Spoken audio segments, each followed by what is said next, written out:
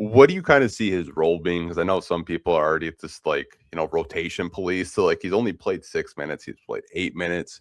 I know JB touched on like once he does get a full practice in, they'll try to give him a longer leash. Like, do you think Yeah. he is more of just like that starting two guard out there next to Danis, and you have like it's so hard because you also have Karras, you also have Javante and Ron.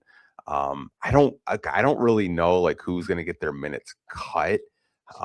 It's really difficult to kind of put two and two together because I like the Javante minutes, I like the Ron minutes when he's playing under control and it's not chaotic. But like, what do you kind of think like his role could possibly be on this team? I think as of right now, he kind of seems like the plug and play kind of guy.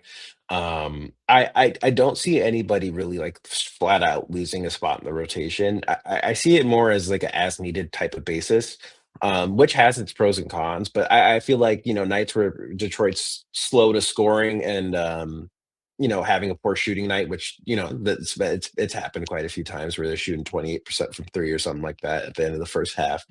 I think you'll see more Herter minutes on nights like that, and then on nights where they need more defense, I probably think you'll see more Javante.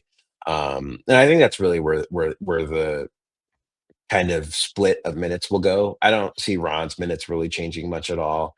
Hmm.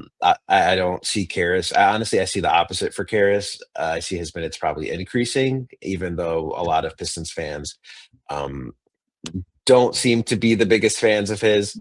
Part of figuring out his role on the team is something that JB was talking about post game on was it Friday or Saturday? Friday. The Knicks game. There's been so many games this week. I know. And part of the thing that JB was talking about was that Karras had said extended minutes kind of helps him get into a groove a little bit more. And he did have one of his better offensive nights in recent memory on Friday against the Knicks, where he was hitting from three a little bit more, getting to his spots better. So I feel like even in the interim, I feel like you'll see Karras probably play a little more longer stretches than kind of getting put in and pulled out of the lineup a little bit. I would like to see Kevin Huerter play like around the minutes Ivy was playing, the 14 to 17, and if he can get back to his Sacramento form, I think that's great. I think even and part of it is he kind of filled right now it seems like he's kind of filling the Simone Fontecchio kind of role a little Hmm. bit. They're a little bit similar in size. And I think also 3-point percentage. It's kind of a similar role where there were nights where you'd see Simone play heavier minutes, and then there was nights where Simone wasn't really playing all that much. Obviously, part of that is dependent on Kevin Herter's shot getting back to form, right? Where I don't think he's hit a three with the Pistons yet. No. Granted, he's played like a combined probably like 15 minutes. Yeah.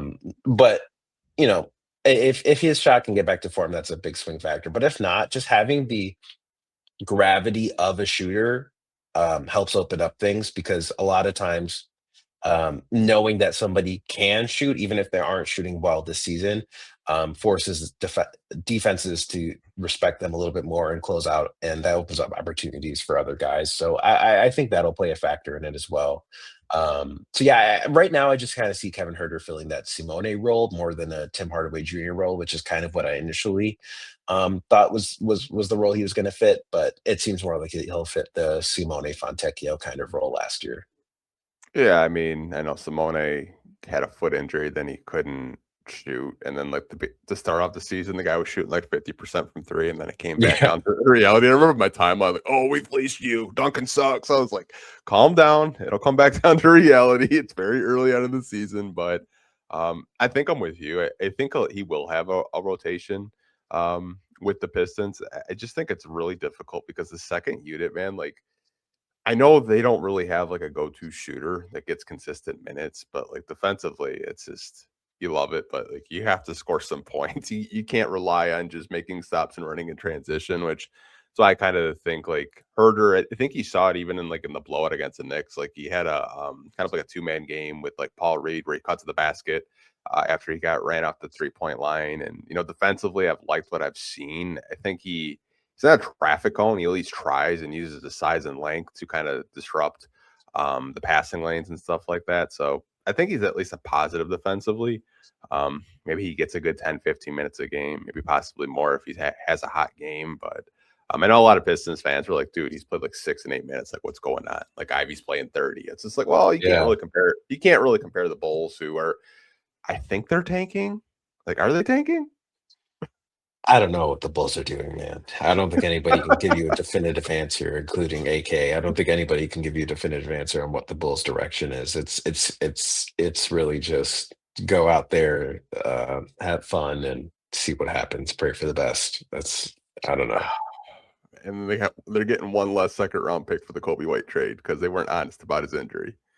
Yeah, that was unfortunate, and it's also weird that two years in a row there's been a failed medical with the Charlotte Hornets involved in a trade. So that is interesting as well. But yeah, no, I don't know, man. I think the Bulls. I hope for the sake of their fan base, I hope they do tank for the rest of the season, um, just because they desperately need like a direction, and I think having a top pick kind of forces you to pick a direction. So it'd also be good to see, another one of like the top three, top four guys end up in the East because I think that's a big thing that has happened in the last few years where like the bigger names end up in the Western Conference, and that's how the Western Conference gets like the star power kind of thing that it's had.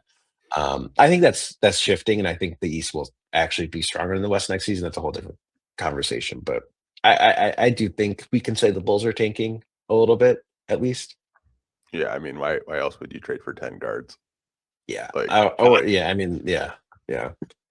Rob Dillingham, Anthony Simons, Shaden It's Ivey. all guys that I wanted to see get more playing time, and now they're just all like fighting each other for playing time, which is ironic. Like Colin Sexton, Yeah, I forgot about him. Anthony Simons. Yeah, Yeah, I know we actually play the Bulls. I think it might be after the Knicks game, so you get to see Jaden Ivey in a Bulls uniform on the 21st. So I'm sure that'll be a highly anticipated game with Pistons and Bulls fans. But I'm sure.